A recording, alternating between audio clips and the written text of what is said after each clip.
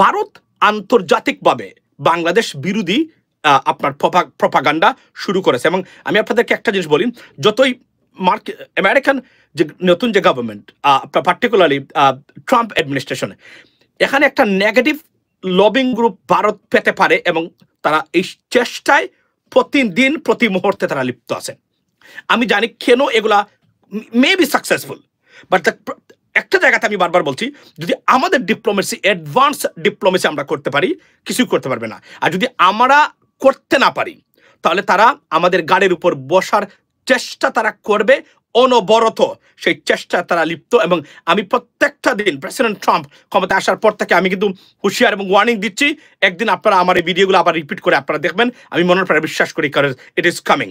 These changes and drastic approach are inevitable towards Bangladesh, because there are some lobbying group, they're working and tirelessly against Bangladesh, because Bangladesh is a Muslim dominant country, ladies and gentlemen. So নতুন যেটা খবর হলো যে বাংলাদেশ থান্ডারবেল্ট আপনার 17 J-17 আপনার 3 যেগুলা পাকিস্তান থেকে কিনছে, বাংলাদেশ যেন এগুলা পাকিস্তানের এই আধুনিক অস্ত্র প্রোটেক্টিভ আর্মস যেন না পায়, সেজন্য ভারতের পররাষ্ট্র মন্ত্রণালয় বা ভারতের পররাষ্ট্র বা ভারত সরকার যুক্তরাষ্ট্রে লবিং শুরু করেছে। তারা অর্থাৎ তারা যুক্তরাষ্ট্রকে এটাই কনফার্ম করতে চান যে বাংলাদেশের এই ধরনের অস্ত্র দিয়ে সমৃদ্ধশালী হওয়া মানে ইসরায়েল যেভাবে প্যালেস্টাইনের মতো, প্যালেস্টাইন গাজা থেকে বিপদ আপনার যে থ্রেট ফিল করে, যেটা হামাসের, তারা এইভাবে তুলনা করে একটা তুলনামূলক চিত্র বা সদৃশ্যতা তার উপস্থাপন প্রেজেন্ট করার একটা গোপন রিপোর্ট তারা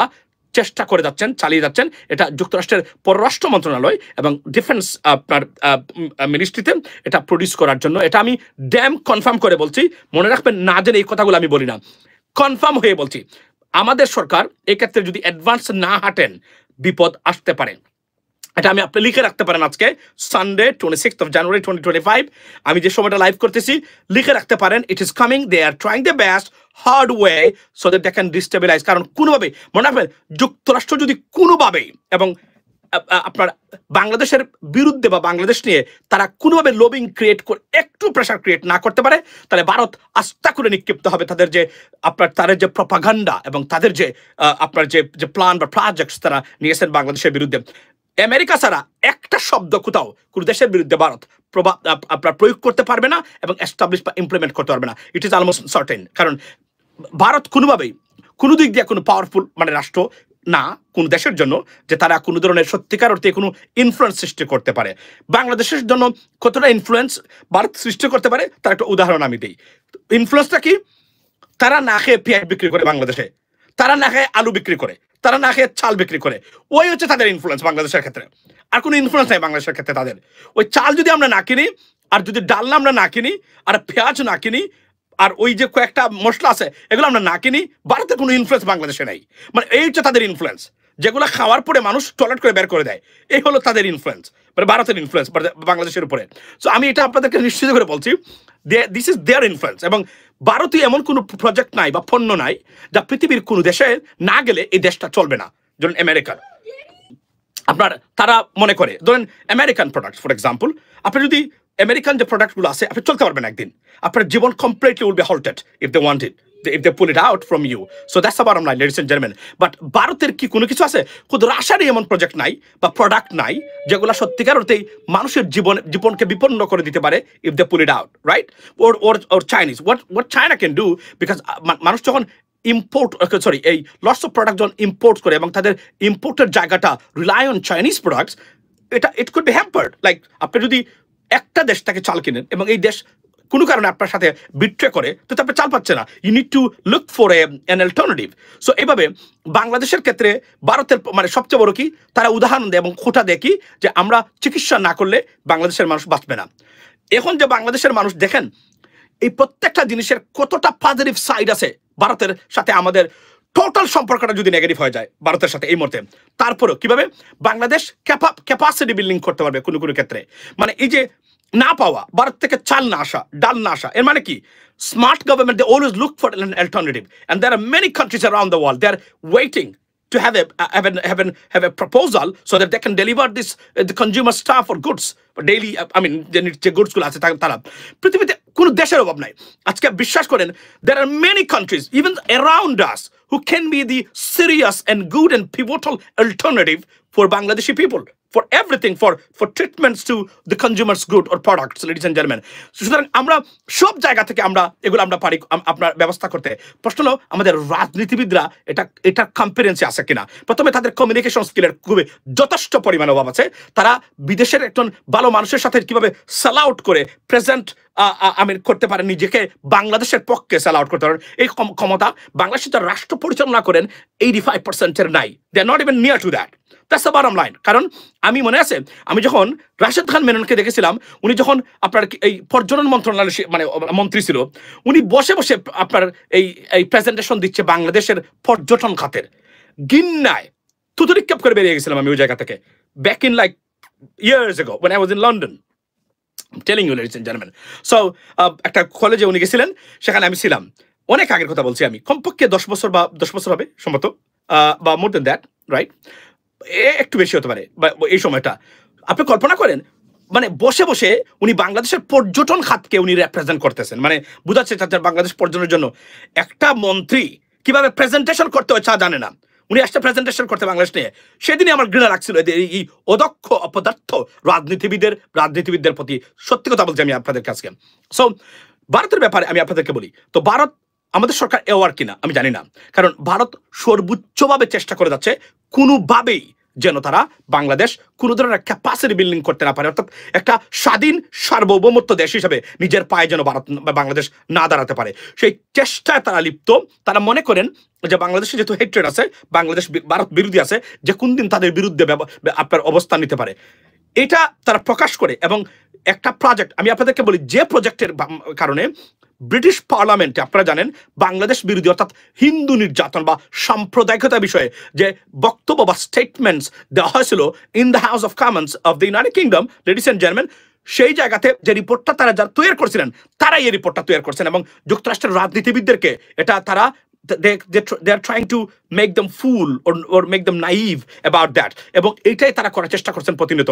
এক্ষেত্রে বাংলাদেশের ক্ষেত্রে আমি আবার বলছি, advance briefing about Indians influence and propaganda যদি আমরা না দেই, যুক্তরাষ্ট্রের নতুন যে secretary of state Marco Rubio এবং প্রেসিডেন্ট ট্রাম্পের যারা আছেন, আপনার বিশেষ করে আপনার ডিফেন্স সেক্রেটারি থেকে শুরু করে, বিপদ যে কোন সময় বেরিয়ে আসতে পারে বাংলাদেশের জন্য। আমি আবার বলছি, because lobbying does work, lobbying is a serious আপনার একটা সাবজেক্ট যে কাজ করে এটা পৃথিবীতে যে কোন জায়গাতে নেটওয়ার্কিং।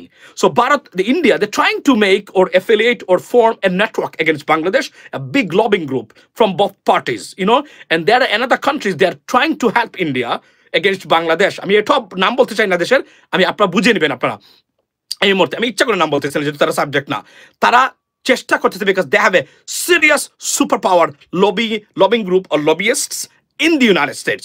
এটা তারা করতে যাচ্ছে। এখন আমাদের অনতি বিলম্বে উচিত হলো, ধরেন আপনাদেরকে বলি, ধরেন ভারত যুক্তরাষ্ট্রের সাথে যে চুক্তি হয়েছে, গ্যাস চুক্তি যেটা হয়েছে, আপনাদের এই চুক্তিটা নিয়ে আওয়ামী লীগের মানে মূর্খরা কি ধরনের প্রপাগান্ডা চালাচ্ছে, বলছে এটা দেশের সাথে, ওটা তো যুক্তরাষ্ট্রের সাথে চুক্তি না, এটা প্রাইভেট চুক্তি। আপনি কি আমাকে বলতে পারবেন মানে যুক্তরাষ্ট্রের কোনো সরকারি কোনো কোম্পানি আছে? একটা কোম্পানি কি সরকারি? অ্যাপল কি কোম্পানি সরকারি? আইফোন গুগল কি সরকারি? ইউটিউব কি সরকারি? ফেসবুক কি সরকারি? এক্স কি সরকারি? আপনার এক্সন কি এই শ্যাভরন কি সরকারি? কোনো প্রতিষ্ঠান বোয়িং কি সরকারি? এগুলো তো প্রাইভেট প্রতিষ্ঠান, বাট এটা American company. That's why the government they always promote their. So বলছে কি ওইটা আমেরিকার সাথে চুক্তি না, তো এটা তো প্রাইভেট মানে চুক্তি। মানে আমেরিকান গভর্নমেন্টের কি কোনো তেল কোম্পানি আছে? আমেরিকার গভর্নমেন্টের কি কোনো সত্যিকারের কোনো গ্যাস কোম্পানি আছে? কোনো কিছু আছে? টেকনোলজি কোম্পানি আছে? প্রত্যেকটা কোম্পানি হচ্ছে বেসরকারি, এটা আমেরিকান কোম্পানিগুলা।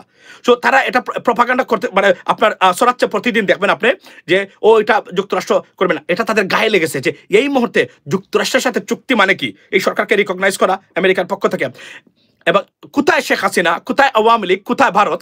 যে এখন গ্যাস চুক্তি নিয়ে কোনো শব্দ নাই কেন আওয়ামী লীগের পক্ষ থেকে? মানে সরকারি পক্ষে যে যুক্তরাষ্ট্রের থেকে এই যেভাবে তার করতো, যুক্তরাষ্ট্র সব নিয়ে যাচ্ছে, যুক্তরাষ্ট্রকে দেওয়া যাবে না। War is your statements right now? নাই, কারণ টুট চেপে ধরবে ট্রাম্প অ্যাডমিনিস্ট্রেশন। এখন একটা একটা শব্দ বের করলে, এবং তারা জানে এই ভুল রাজনীতিটা করে গেছে শেখ হাসিনা। আমি বলছিলাম, never go and play with United States.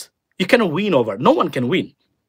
Whether you like or dislike, whether you disagree or agree with their proposals or projects or activities. Don't do this. And she আপনার তার ওই ভারতপন্থী হয়ে এসে মনে করেছে ভারত তাকে সবকিছু ঠিক করে দিবে, ভারতের ইনফ্লুয়েন্স আছে। এতটা মূর্খ মহিলা ছিল যে জানতো না ভারত কি করতে পারবে কি করতে পারবে না ওই জায়গাগুলোতে। এই জন্য সে আপনার প্রত্যেকটা জায়গায় মার খেয়েছে। এবং এখন আপনারা যারা আছেন আওয়ামী লীগের, এই যে আরাফাতকে বলেন যে যুক্তরাষ্ট্র বিরোধী তোমাদের কমেন্টসগুলো, স্টেটমেন্টগুলো কোথায় এখন? Where are those comments or statement and stands against the United States? Where are those? জিজ্ঞেস করেন এদেরকে এখন কোথায়, কারণ এখন ফুট চেপে ধরবে এবং নিশ্চিন্ন হওয়ার পথে থাকবে তারা। ভাগ্য ভালো প্রেসিডেন্ট ট্রাম্প অ্যাডমিনিস্ট্রেশন ক্ষমতায়, যদি ডেমোক্রেটসরা ক্ষমতা থাকতে তাহলে চলে যাবে চিরদিনের জন্য, হাওয়া হয়ে যেত আওয়ামী লীগ শব্দটা আকাশে বাতাসে প্রত্যেকটা জায়গা থেকে। এটা আমি কনফার্ম করে বলতে পারতাম যদি ডেমোক্রেটসরা প্রেসিডেন্ট বাইডেন ক্ষমতা। প্রেসিডেন্ট ট্রাম্পের এখানে আবারও বলছি ভারতীয় lobby they trying the best, but আমি বলছি যে এই লবির প্রপাগান্ডাকে we can defeat only by moving advance, I mean head of them.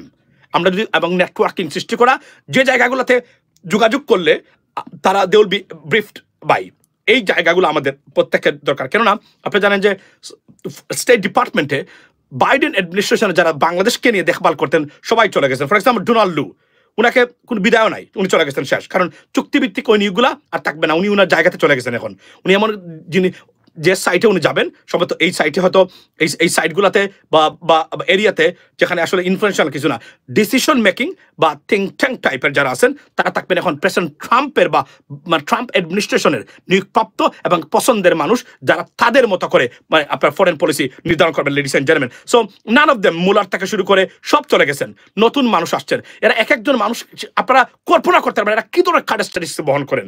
এই যে বর্তমানে আছে ফর এক্সাম্পল ডিফেন্স সেক্রেটারি, আমি আপনাদেরকে বলি নতুন যে ডিফেন্স সেক্রেটারি হয়েছেন উনি অন্য ধরনের একজন মানুষ। বিশ্বাস করেন উনি আপনাদের চিন্তার বাইরে লোকটা কেমন। আপনি খারাপভাবে দেখতে পারেন, ভালোভাবে দেখতে পারেন। আমেরিকার জন্য he is may be good, but there are many areas he may not be good, but that's how he is. উনার এমন কিছু মন্তব্য আছে যেগুলো বিপজ্জনক, মানে বোঝা আছে। যদি he is trying to correct himself right now, উনি মহিলাদের বিরুদ্ধে কঠোর বার্তা দিয়েছেন, বলছেন যে মহিলারা মানে আপনার আর্মিতে বা থাকাই উচিত না, উনি এটা বলেছেন। যাক, এটা নিয়ে অনেক কথাবার্তা হয়েছে।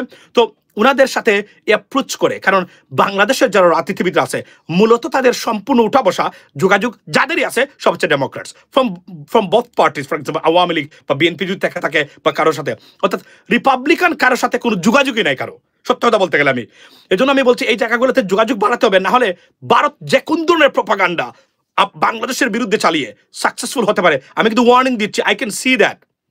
I can see what is happening. No one see that right now. No one even talking about it. But I can see anything can come out anytime that could be very irritating for Bangladesh. What we have to do, we can stop. We have the ability, opportunities, and sides that we can stop by.